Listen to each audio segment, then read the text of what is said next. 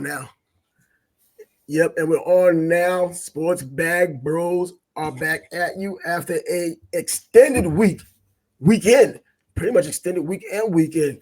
Thanksgiving time has passed. A lot has happened in between that time. Our last show was on boxing specifically that Wednesday. But before that, the last time we really talked anything outside of boxing was Tuesday. So we almost went a week and everything's happened.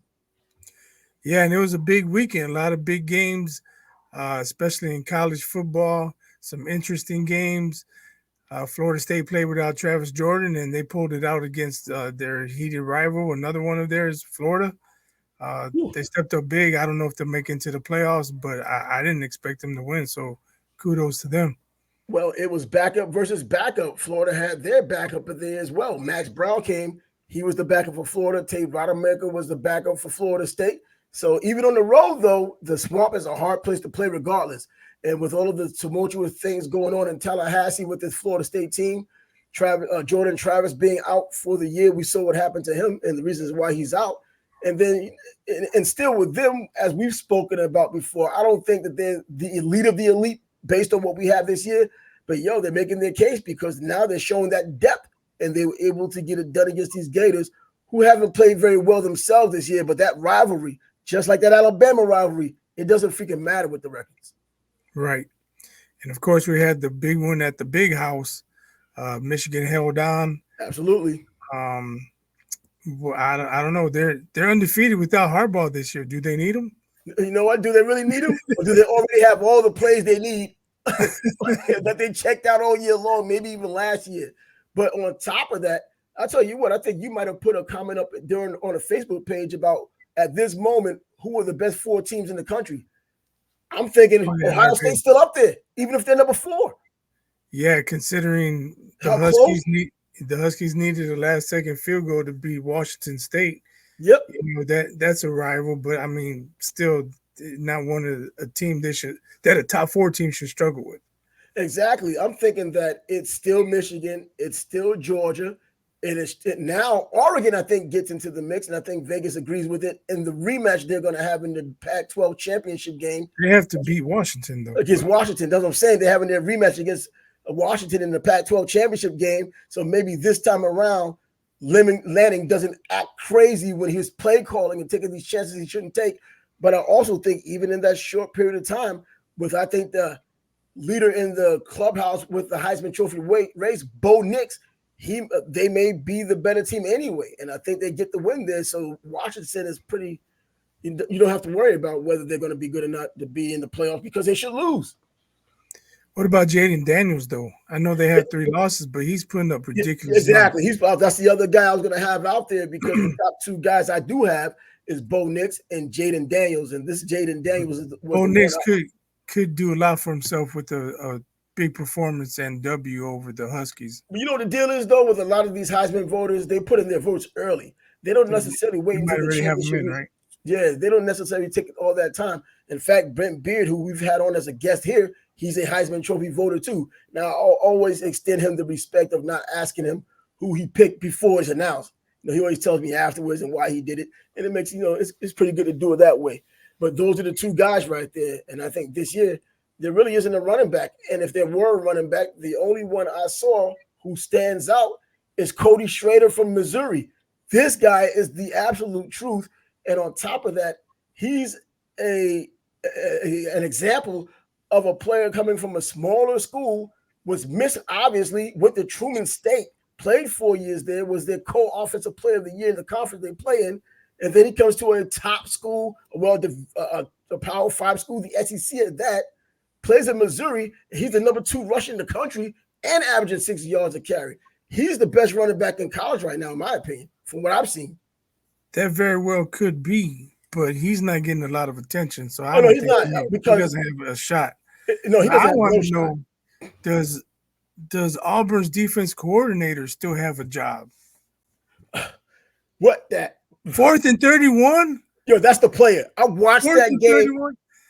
Bro, it had to be the player. He should not have been one-on-one, though. What? You can say he didn't defend it, but I mean, he blew it. If you're not going to send 4, you're not going to blitz, which I think they should have.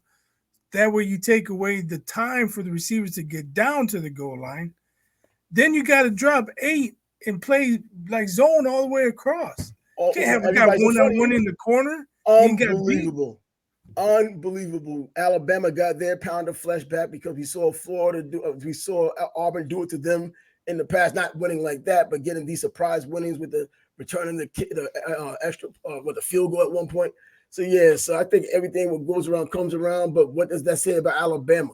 And we've talked about it before the game was even played. These rivalry games, sometimes you just throw, if not most times, you throw the records out of the window and you let them just play because it's just the records don't really matter when these rivalry teams get together. Kind of like Army Navy, it's not top tier ball all the time, but it's still a tough game to play. Auburn did it again, kept it close, blew the game, and they were at home. They had opportunities to extend it, but this Alabama team deserves the credit that it's gotten. They were able to hold it together and win the Iron Bowl the way they had won it. It doesn't move the needle, though, because Texas still has that win over them. Right, and with Oregon ahead of them also, and the opportunity for them to beat Washington, they would be the one-loss team to get in my opinion.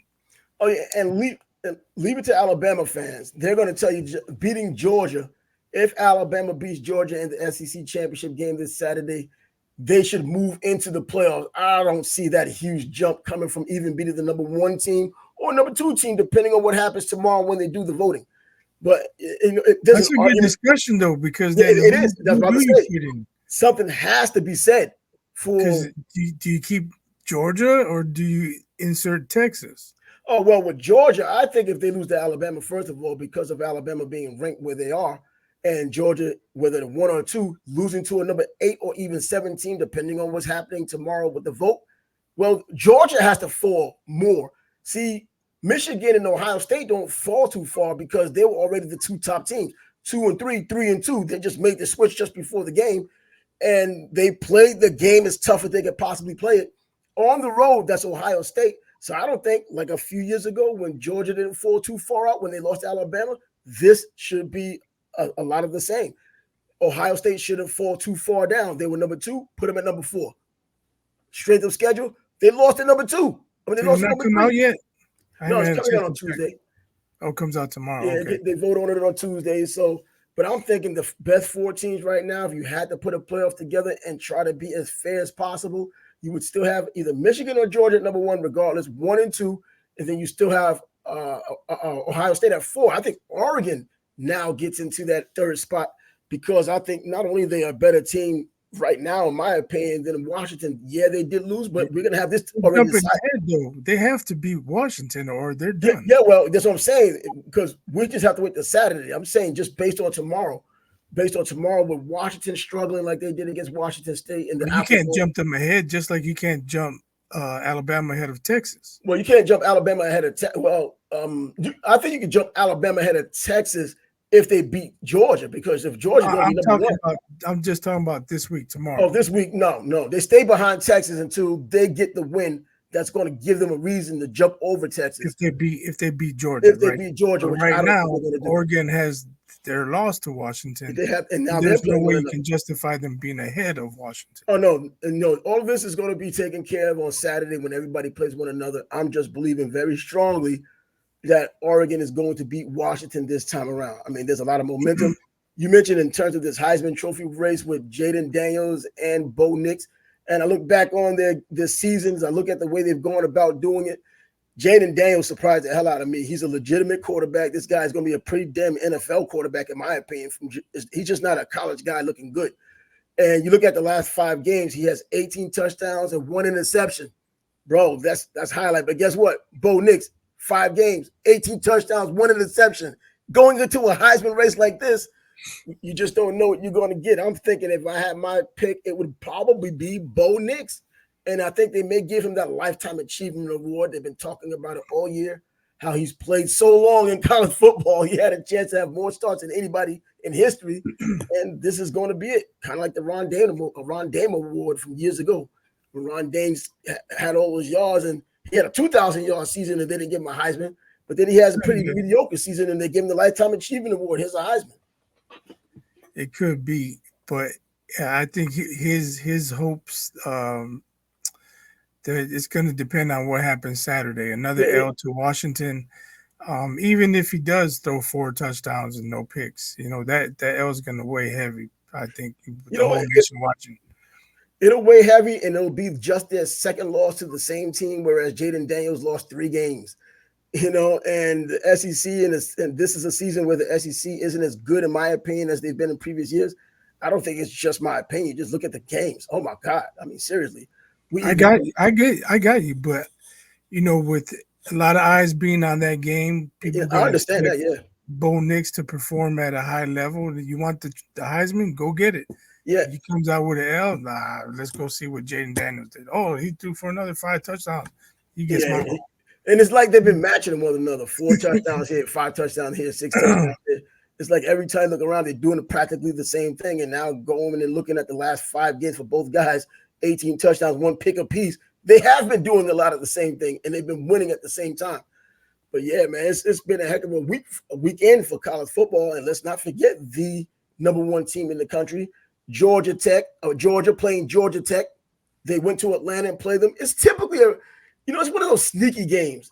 It can be a tough out for Georgia when they play Georgia Tech. It's always little brother, but on occasion, Georgia Tech makes things interesting. This is one of those times they kind of sort of made it interesting. But when you really look at what happened in that game and you see who wasn't playing, like Brock Bowers wasn't playing, Lat McConkey wasn't playing, you had freshmen at linebacker, they were holding these players out because, and Kirby Smart with his gamesmanship about why they aren't playing, he's holding people out for this Alabama game where he really needs these people. If you're good enough to do it and you want to get healthy for the And big time matchup, then do it. And if you can get away with it, by all means. Well, you know what? I don't even believe it's something to get away with. Just go ahead and do it. Going by his recruiting. I mean, as far as getting away with the W. Oh yeah, that was like an afterthought. And just and the way they've been playing Georgia, I mean, they've gotten better over time, and now Carson Beck is looking like a legitimate quarterback. He was able to guide this team. Let's not just piss all over Georgia Tech as if they're just an ACC team that isn't any good. They're better than the previous years this year, but in this rivalry, not as tough as a lot of the other rivalries that happened last weekend. But against Georgia, they've made some problems from Georgia in the past. This was kind of sort of not any different, but when you point out the players that Georgia sat down when it was an obvious attempt to get these guys some rest before the big game, and Brock Bowers still has that ankle injury, so when they say he has a sore ankle, I can believe it. But going against Alabama this weekend is going to prove everything. Obviously, going with the early game, I'm going to take Alabama to lose this game, not win, but they're still going to have an excellent season. And next year is going to be phenomenal because Jalen Monroe is going to be even better, which is I could have dreamed of him being this good to begin with. I mean, I've been saying it for two seasons. You would think so, right? He's taking strides this year. Early in the season was struggling. And that throw he made to win the game, that was an absolute dime. He almost couldn't have thrown it anywhere else for it to be caught. Yeah, exactly. Just right in the perfect spot. Perfect spot. Receiver did what he's supposed to have done, and the defensive back didn't. And the game was over in Auburn. But that was a heck of a game to watch, man. I mean, it was excellent. A bunch of good games, and this is what you would expect at the end of the year. You look at all of these different games, and let's not forget Oregon playing Oregon State and smashing them. And that's complete, the opposite of what Washington did with Washington State. But Oregon State, I was expecting more of a fight in the Civil War, even though they're trying to change it. Get out of here. It's the Civil War. And they just destroyed them, absolutely just obliterated them. And that's why I think they kind of, in my opinion, should move up to that #4 spot, if not the #3 spot, because Ohio State, just being fair, should just drop a spot or two. From 2 to 4 is not unfair, I don't believe. Right. So right now, what do you think the top 4 should be? I think the top 4 should be, you can just pick between the two, but I'm going to have Michigan because I've had them all year long. Michigan, Georgia, now Oregon, and Ohio State. But you can't have Oregon. They lost to Washington. Man, well, if we're going to do it now. I'm not projecting the future. I'm talking about. No, exactly. So you know what? Even without loss, because one loss teams, I mean, it doesn't sound right because Washington is still undefeated. But there's been weeks that have passed since that game, the same way we can say about Alabama has progressed and has gotten better over the year. And they've climbed the ladder since then. They've stayed behind Texas. But in terms of the top tier teams, Alabama's still a top tier team. They're just not in the top right now. But with those top tier teams, 2 Pac-10 teams are now in the top 5 or top 4. I think that still Oregon is the better team. And they're going to, the unfortunate part about speaking about it today on Monday is that it will be proven on Saturday. And but we're speaking for Saturday now. Can't look into the future. They have the loss against we can talk about Saturday on Thursday. On Thursday, or talk about Saturday. Today's Monday. We're talking about this past weekend. I'm just going to, if it's going to be my list, I'll put Oregon there. People can complain about it. It doesn't make sense. Boo! I'm gonna boo that list. Is complaining. I'm gonna boo that list. Boo! Yeah, I can see how it sounds, but man, Oregon is that good, and if they lose on Saturday. I don't think you can justify it. Losing to Washington, who's undefeated, there's no way you can justify it. Just the eyeball test. That's it. And I look at the way they did lose the game against Washington. Okay, but I didn't say I didn't ask who are the 4 best teams based off the eyeball test. I asked who should be. And you asked for my opinion, so don't use my eyeballs. But who should be right now? Washington should be ahead of Oregon. Because they beat Oregon. Because they beat them head to head. Yeah, they should be ahead of them the same way Texas should be ahead of Alabama, even though that was a game in September. But man, but they spanked them. Yeah, they spanked them in Tuscaloosa, and Jalen Monroe was completely different. They were still looking to see which quarterback was going to be the guy out of the 3 quarterbacks they have, and they just didn't figure it out until later on when Nick decided to change things up and do the best coaching job I think he's done since he's been at Alabama, and was able to take advantage of Monroe's strength of running, but Monroe took it upon himself to become a better passer, and we're seeing that right now, how he's become a better passer. But, man, as it stands, and by the way, with that Texas game, Arch Manning finally gets some playing time. I think it was 2 for 5, 30 yards. So people wanted to see Arch Manning, he gets in. Big deal. Texas blows out Texas Tech. Yeah, but I don't know, man. I think Oregon made too many boneheaded decisions that were pretty obvious. Going for it. Like it's a video game. They still lost the game. That's what I said back then when it happened. Yeah, exactly. They playing like it's like it's Madden or something. When no one punts in Madden. If you're playing the computer, if you're playing him, he punts. But when you're playing against other people, no one punts. You might as well not even recruit one. Yeah, I mean, if you want to say the coach blew that game, Oregon should have won, and they're going to win Saturday, maybe you can make a case. But I'm saying who should be the top 4, and there's no way Oregon's in the top 4. But we can move on to the NFL now. I don't know, man. Well, you know what? There's some coaches that have been fired. There've been a bunch of money paid out because we know about the buyouts. We saw Jimbo Fisher. There were even arguments about Deion Sanders probably leaving Colorado already to go to Texas A&M. They lost another recruit. I saw it's 3 up to 3 now. Colorado? Mm-hmm. Yeah, I can see that. I mean, I'm not surprised they lost that offensive lineman that ended up going to Missouri anyway. He's from Missouri, and that's what Deion Sanders needs, offensive lineman. Now his own son is out with an injured back, a broken bone in his back. And I'm hearing some stories about how this may be his last year of college football, that he may just test the NFL waters, which I think would be a huge mistake. But you know what? It's not my decision to make. And I don't know how. You're talking about Shedeur? Yeah, Shedeur, yeah. And I don't know how. If they don't have linemen to protect him, he may as well go to the NFL. Yeah, but the problem is when you do go to the NFL, do you become the first-round draft pick your father thinks you are, or you become what scouts know you are? Scouts don't worry about the hype. They get things wrong enough on their own, but they typically don't listen to the outsiders and the hype that comes with players. Yeah, they'll kind of cheer with you, but when it comes down to doing their job, they're trying to laser focus on what's going to help the team that they're working for. And I just don't see him being a first-round draft pick. Yeah, well, I'm sure if his agent tells him, look, man, you might be lucky to go 5, 6 round. Maybe he changes his mind, comes back to school. And an agent never says that for an agent who wants to sign a guy like that, because he also realizes the marketing opportunities outside of just playing football.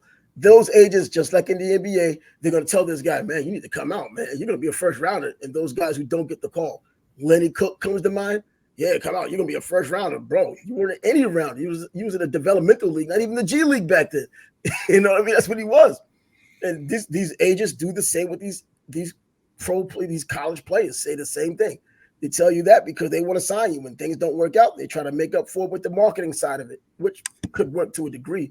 Yeah, but I think with Deion or Coach Prime being his dad, he's gonna steer him the right way. It's not gonna be some shyster agent that he signs with. Oh no, I think that he'll do what he knows, because Deion doesn't know anything until these people make their pick. These are the same people who tell you, if you're there, I'm going to take you, and then someone else is there, they're taking them. You know, I mean, that's what got Randy Moss upset like he was, because Jerry Jones said they were going to take him, and they did it. You know what I mean? And he had another set of circumstances, but these are instances where people are telling you, if you're there, we got you. And you know what? I saw it personally when the Falcons told Marcus Thomas that when he had his issues coming out of Florida. I was with him. I went to the combine with him. And then when he got drafted, we was with him at his draft party. And I remember the stories of Atlanta when he didn't get taken on the first day because of the issues. First round talent, he had the issues off the field. The Falcons was like, yo, if you did a market, that's different. You're talking about guys with off the field issues. You know, Randy Moss, he had his issues, and this guy you're talking about, you mentioned he had. But issues. You know what? So what was the purpose of it from a talent standpoint? But what was the purpose of them even saying that? Yo, if you're there, we'll take you. There was no reason to even say that. And then Denver takes him the next day instead. But I think that's Shedeur, man. I just don't. Well, who the hell am I anyway? But an opinion giver, and my opinion is he's not a first round quarterback. And I mean, if you know what, nothing wrong with the second round. Drew Brees was a second round quarterback. I'm just saying, if he doesn't want to run around for his life in college, maybe he go pro. Yeah, why not sit in the bench and not have to run it all in the pros? It makes a lot of sense now. Well, he won't have to answer questions about what kind of car he's driving or what kind of watch he's wearing, and you know. But either way, that's his issue right now, and he's the back problem. Obviously, the season's over, so there's no bowl game, so he has decisions to make, and the combine comes up in February, as you know, and then you go from there. We'll find out. He has to make his decision anyway. I believe in January. I think February. I think before the combine, obviously. But in any event, those coaches that were fired, Dana Holgorsen was fired also from Houston. Another job they claimed Deion Sanders might decide to take because he's been down in Texas. Man, whatever. Mike Elko gets the job at Texas A&M, which is he ain't going to Houston. You shouldn't. I don't see any reason outside of that money that could be there. I don't see that happening. That's just something they brought up because they had nothing else to talk about. But then Mike Elko gets the job, Duke's former coach now, with a 16-9 record over the past 2 seasons, going to Texas A&M. I mean, Jimbo Fisher did have a national championship. He did put the team together in Florida State and won a championship with them. Then Tom Allen up there by your way in Indiana, he loses his job. Dino Babers for Syracuse lost his job. Everybody's losing jobs. And then James Madison has now been allowed to go into a bowl game because of the lack of teams that are eligible for bowl games. They've been so bad this year. I saw that. Good for them. Yeah, so I can dig it. And I think they'll win their bowl game too. Now to the NFL. You don't know who they're playing. No, I figured they'll consider with the conference they're in. No, considering the conference they're in and who the matchup probably going to be. I don't know if they get a New Year's Day game. If they were undefeated, they may, but they have that one loss. So they're probably not going to get the New Year's game. So they're probably going to go with another mid-major conference, no real major conference game that they're going to play. And because they are pretty damn good, I think they could win that kind of a game. Appalachian State's made a living doing that kind of a thing. So now, on to the NFL. Frank Reich, how about this guy? Fired in back-to-back seasons. I don't know. How many opportunities is he going to get? He's going to be the Jerry DiNardo of the NFL. Keep getting jobs you don't deserve. So hopefully he takes a break, reassess being a coach, and let someone who deserves an opportunity get the opportunity. This guy just isn't the guy. Yeah, that's the thing about the NFL. That a lot of franchises will recycle coaches who failed in other locations and not give other people opportunities. I don't get it. Yeah, I don't see anything like that. I don't get it. And it's the top job in the country for the sport of football. So you have so many people to choose from, and you recycle the same guys who had either losing records or just pretty mediocre records, and you're acting like they're going to be the one to turn your program around or franchise around. It rarely happens.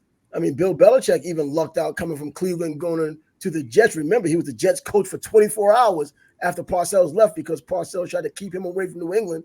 And then he ultimately went to New England and was a mediocre coach there until Tom Brady came along.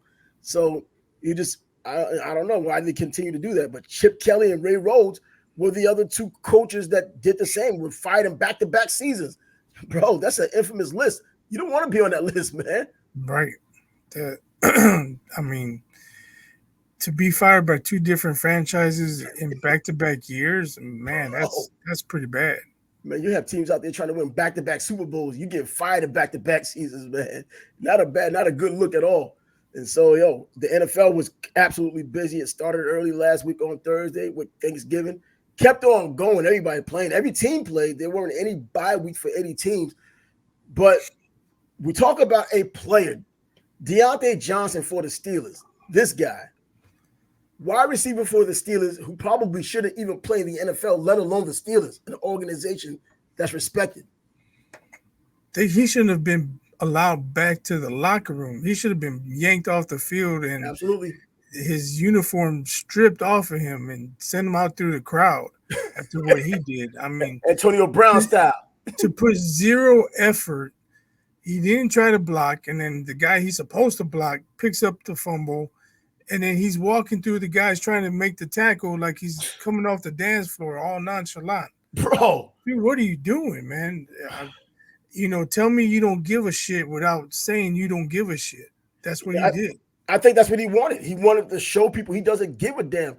Yo, bro, hold his damn check and see if he gives a damn. You know what I'm saying? Hold that check. He had dropped a touchdown pass earlier. Who's he upset with? Himself? Or Exactly. But these people can't see fault in themselves. He has one touchdown all year long. You know what I mean? And he, man, and I think I could have sworn, man, I'm gonna have to even check the video that we've spoken about this guy in the past. Who is he to be a malcontent though? Bro, it's not like he's averaging 100 yards a game. He's got 16 touchdowns and catches 8 balls every Sunday. Who the hell is he to be acting like this? Yeah, because the thing people looking at the most is that it's a bad look. Not that he's a good player. They're looking at it because this is a bad look for a professional, especially playing for a coach like Mike Tomlin in an organization like the Pittsburgh Steelers. Man, I just can't even imagine, even on a worst day, why would you do something like that? Because you still have a check coming your way. You're still representing this team. And even after all this time with smoke and mirrors, the Steelers are still in the playoff talk. The division talk. I mean, Baltimore probably is going to take it, but they're still in the divisional championship talk. 7-4 right now.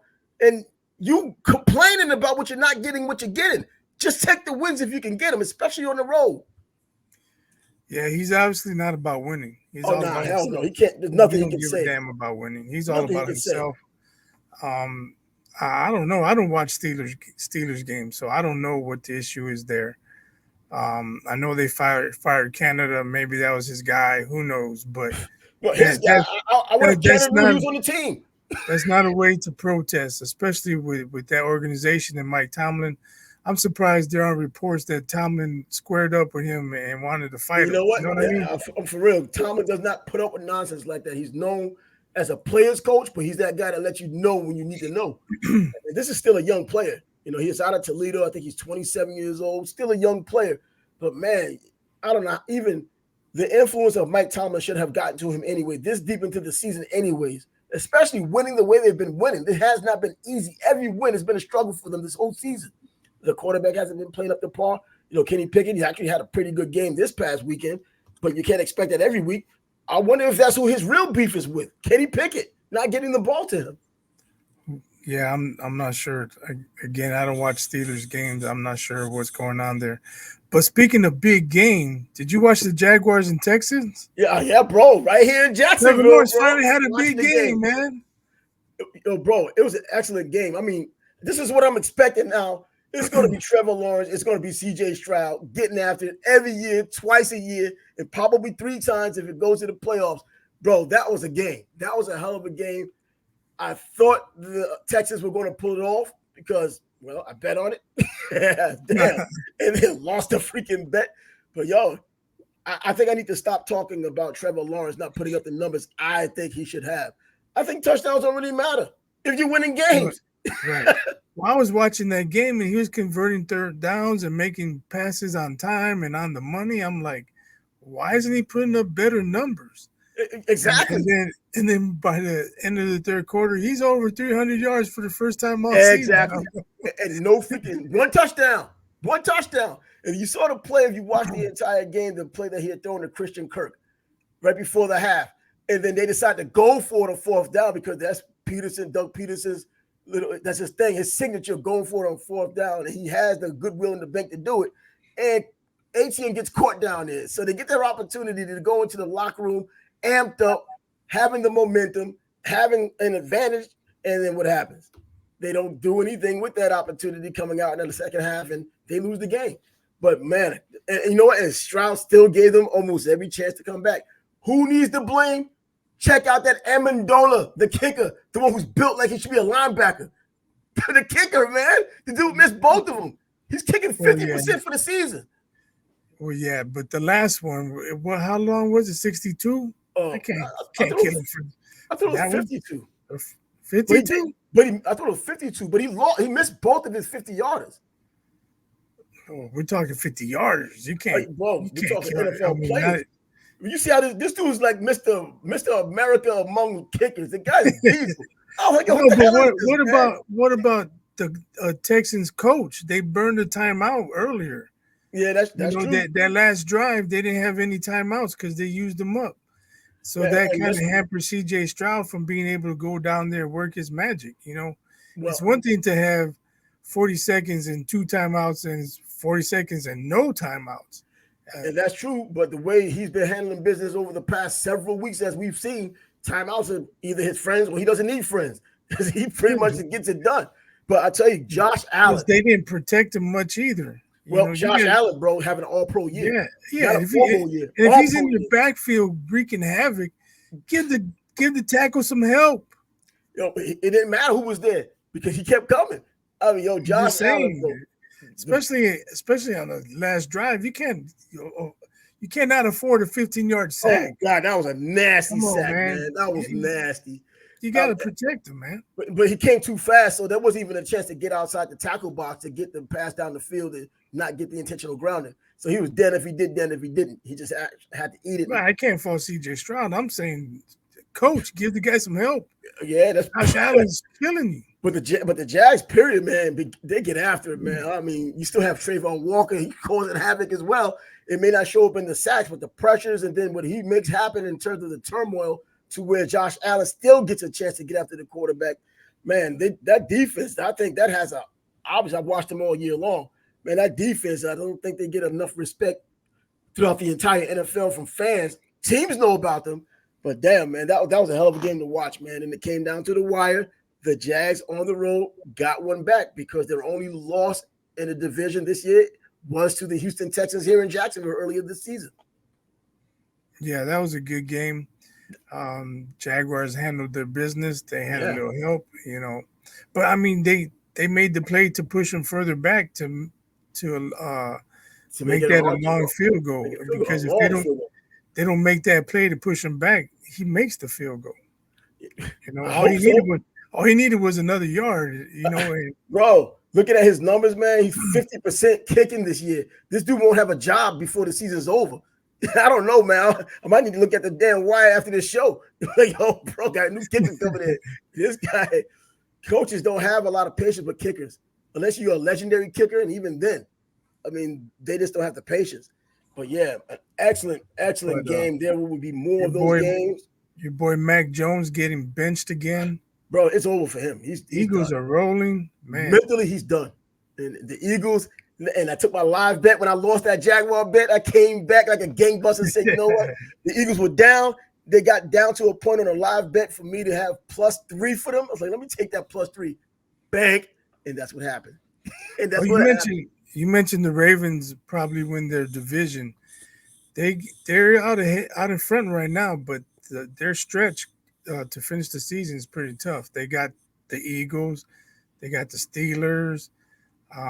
Like every game on their schedule, it's not a given. They could lose. Well, I can see that. Each one of those games. But I think for them to go 3-2 would be really good.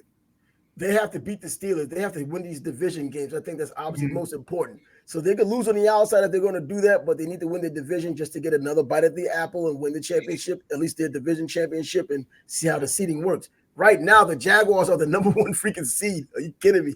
But that's where they are right now. Things can change.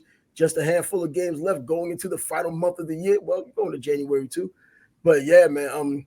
But Baltimore, I mean, shoot, Lamar Jackson getting all these rushing yards. When I see rushing yards and even record for rushing with quarterbacks, I'm still not overly impressed because that's not what you're brought in for.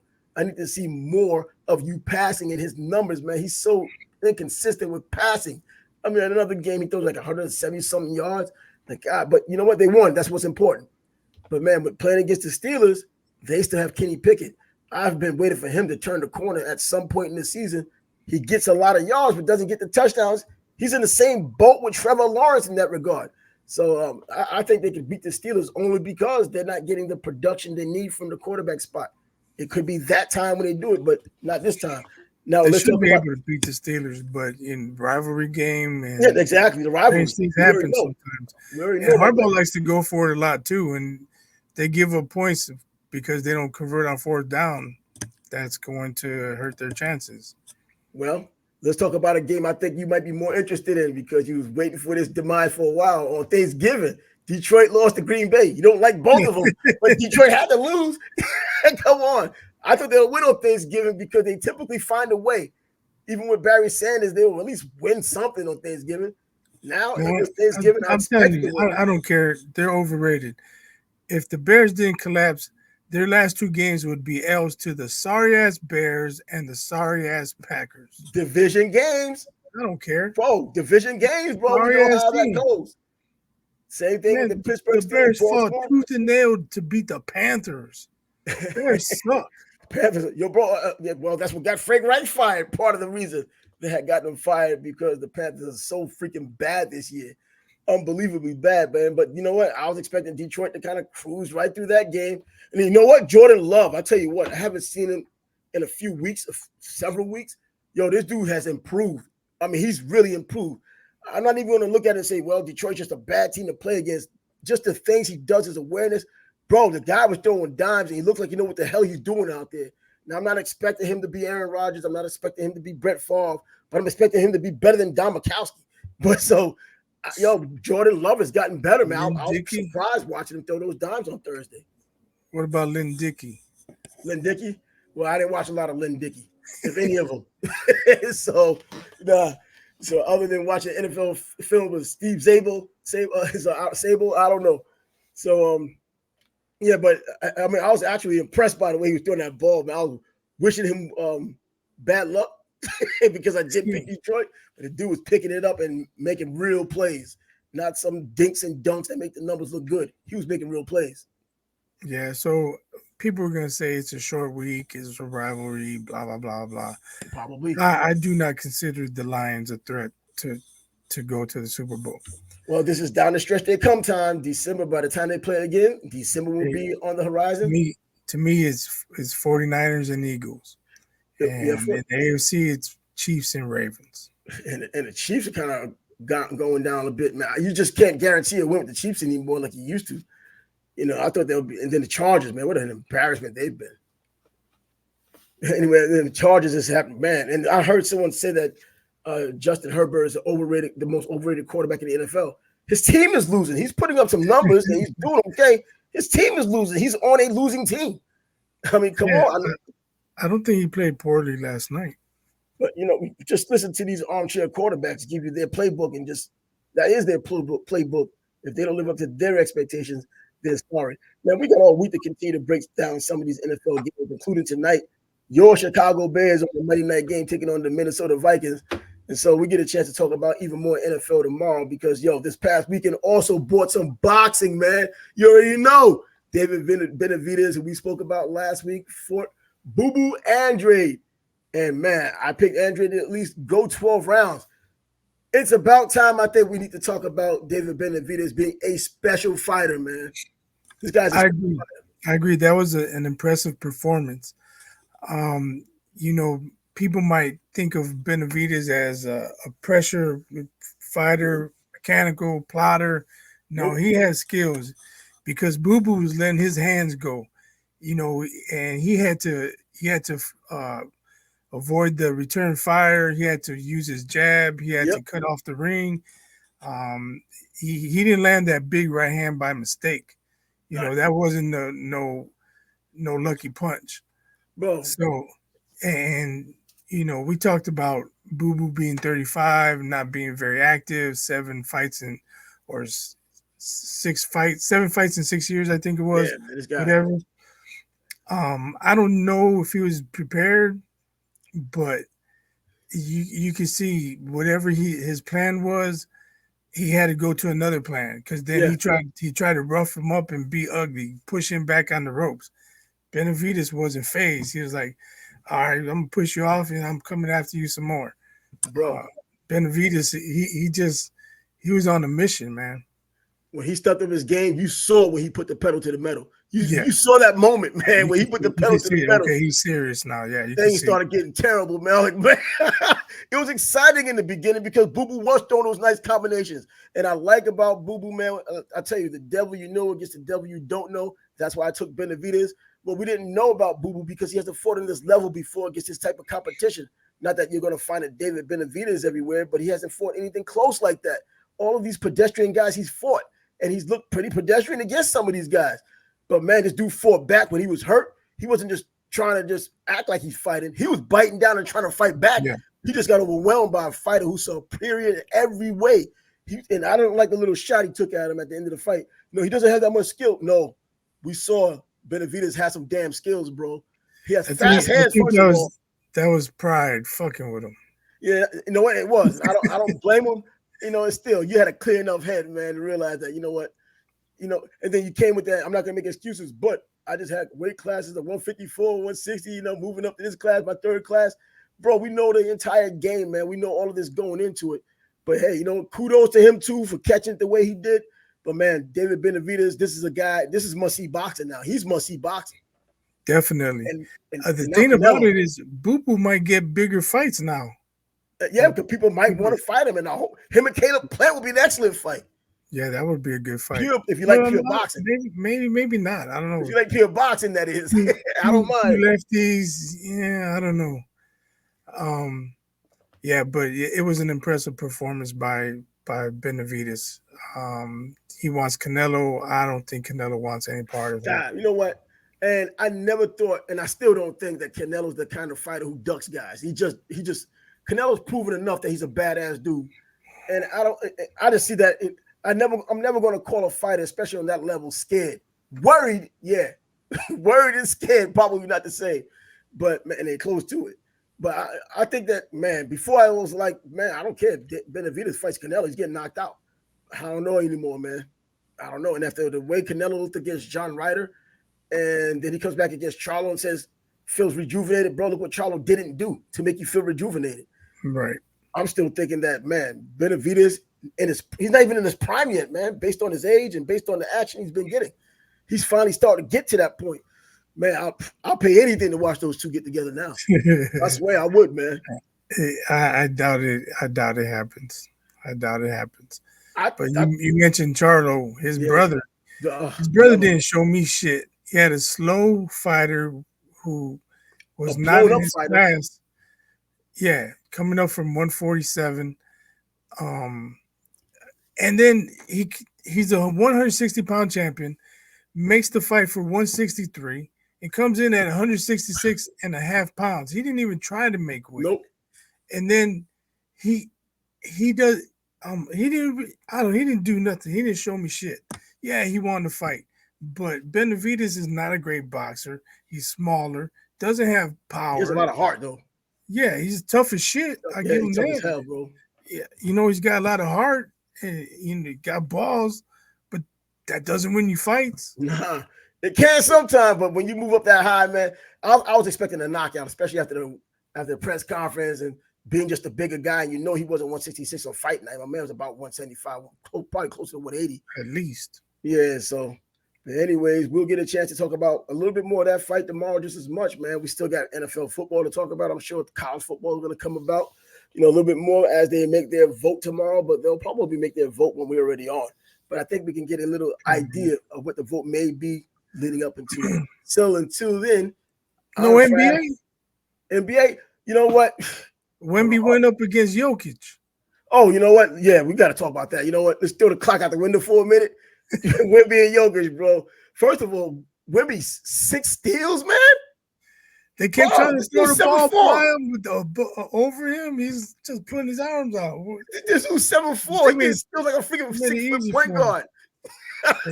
And he even blocked one of Jokic's shots, and Jokic was like, "All right, now I gotta really work." He did a spin move up and under, put some arc on it. Jokic he went into his bag, man. What did he drop? 39? Yeah, he killed it, man. I mean, didn't Brook Lopez drop 39 the other night for the Bucks? Of all people, come on, bro. Come on. I mean, dude's just this has been a hell of an NBA season already. That's probably more so from Giannis and Lillard and Middleton and whoever Connaughton getting attention and him being left alone to shoot. Left alone in his average home. Go for his layups. Like, come on, man. Nobody's devising a game plan to stop Brook Lopez. Man, but good for him. He took advantage. You're not gonna grab me. I'll make you pay. Most guys choke like dogs, like a Ben Simmons probably would have. When was the last time Vucevic dropped 39? Yeah, fucking exactly. Look, ass. Vucevic would get his double-double, but it won't be 39 as part of it. But also the freaking Orlando Magic, man. I know Denver's not the same right now without Jamal Murray, but damn, the Orlando Magic team last season would have lost without Murray. It didn't matter. They'd have lost without Murray and Jokic last year. Now, bro, they're a serious team. You still have Oklahoma City. You still have them. You have Minnesota. I know there are people out there who aren't sold on Minnesota completely. I don't know why, but I can see. But, man, I kind of enjoying what's going on. I'm thinking about going down to watch an Orlando Magic game next month, but it happens to be the day before the Gator Bowl, so I got to figure out who's playing in the Gator Bowl first. And if I don't go to the Gator Bowl, I'll go there, but I might end up doing both if it happens. But anyways, yeah. We got to talk about Draymond. Yeah. Doubling down, saying he would do it again, and he doesn't know why people are holding the Game 5 finals against him. Because you're a repeat offender, man. Your incidents are getting worse and worse. You go from kicking dudes in the nuts to get suspended fouls, and now you're choking out dudes MMA style. What's next, man? Somebody gonna really get hurt one day. It'll be like a hockey game. He's gonna do some stupid thing one day. Somebody's gonna get really hurt, and you get locked the hell up for it. I'm all for getting your teammates back. I'm all for that. But that ain't what he did. Nah, he's doing his own thing. Yeah, he didn't come in. Hey, Gobert, get off my guy, man. He hemmed him up and had him in a chokehold, dragged him back like 10 feet. Man, that's like street fight shit right there. So man. What do you do with a guy like that? I mean, what would you do? I mean, Adam Silver, what does he do with a guy like that? I don't know. I thought 5 games was soft. And you hear him talking. This don't mean nothing. I'm Draymond. Exactly. That means it was soft. Obviously, he didn't get the message.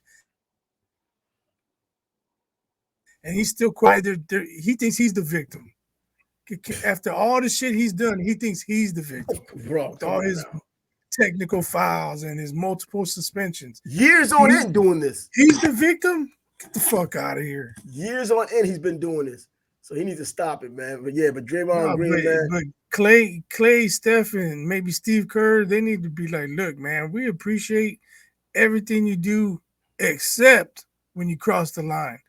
You've crossed the line a lot of times, pal. Do you think they might have told him something already, man? And if he says he's going to be who he is, that sounds some ignorant crap, man, that says regardless of who tells me whatever, I'm still going to do my thing. The owner has to tell him something. But the money's already in the bank, so it's not like even the owner can say something. He's going to guarantee contract. You're going to get your money. And okay, so his first game back, he's going to be out there with the chip on the shoulder. I'm back, motherfuckers. Yeah. Well, now trying to prove a point. He might do something stupid to let you know that he wasn't scared of the suspension. Right. Damn, that's just. He's like, I ain't sweating 5 games. What's 5 games in November? Big deal. Man, I don't know. Maybe they might want to come up with something. I know they will never get it passed with the CBA.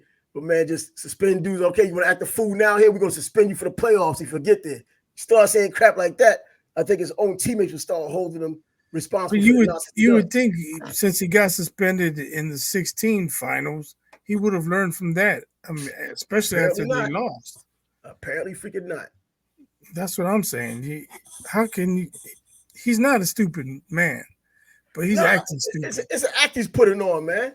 An act he doesn't have to put on. It's almost like John Morant putting on these acts you don't have to put on. You have everything you've ever wanted. You're playing the freaking game you've loved your entire life. You're playing for a living, getting paid an outrageous king's ransom, and you still want to act like you don't have sense.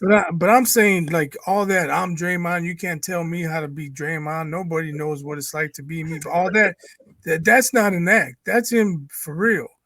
And then him saying he doesn't know why he's being treated this way. You know, that was the past. This is now.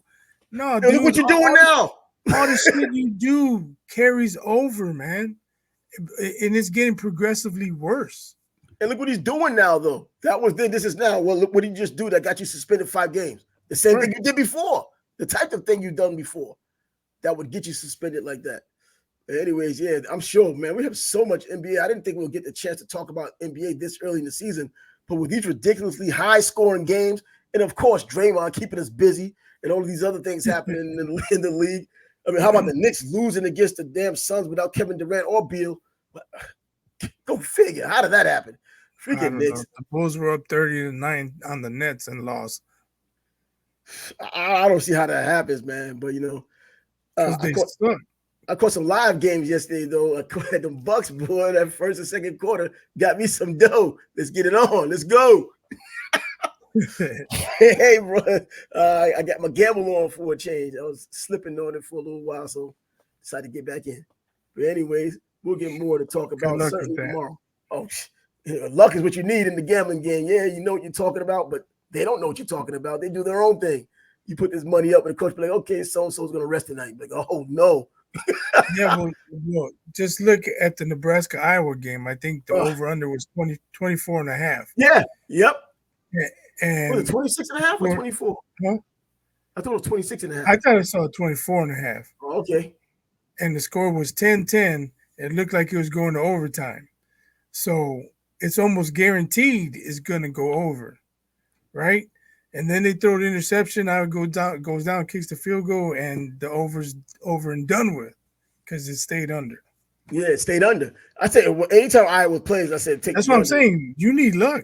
Yeah, you need luck. Oh, absolutely. I know if people bet the over, they're like, yeah, this game's going into overtime. Bro, oh shit, tackle that motherfucker. Oh man. A lot of times if Vegas comes with a ridiculous under like that, probably in your best interest to go with the under. Because they stay away from it. Well, you know, stay away from it. But if you're going to do something, if you had to do something, I would go with the under. So that's when I saw that game. I was like, when I saw that over-under, I said, take the under, man. And even now, I haven't even seen the over-under with the Michigan game for the Big Ten championship. But hey, take the under in that too. Sight unseen. Just know it. I was in Nebraska. They lost, I believe, 3 games, 13-10 this year. Bro, at least the defense is there to play. They need offense. They do. They do. If they had offense, man, if they could get offense. Arch Manning. Who? Arch Manning. Oh, Arch Manning. You know what? I think now with Malik Murphy getting injured with Texas, and you know Ewers having his issues, you know, getting injured and coming back, it's getting Arch's opportunities. And he went out there for the first time this past weekend and went 2 for 5, got 30 yards or so.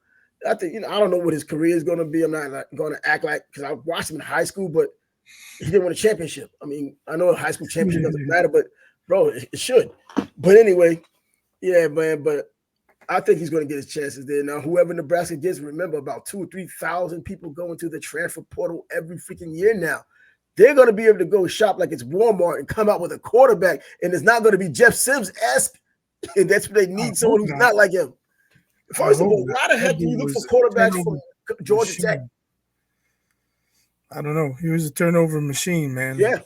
But, I mean, you go to Georgia Tech, you take their quarterback, whether former or present.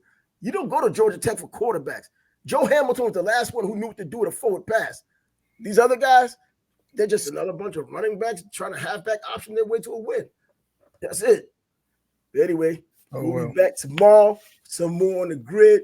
He's biased on Trad Sports Bad Peace. Shows podcast is out. Deuces.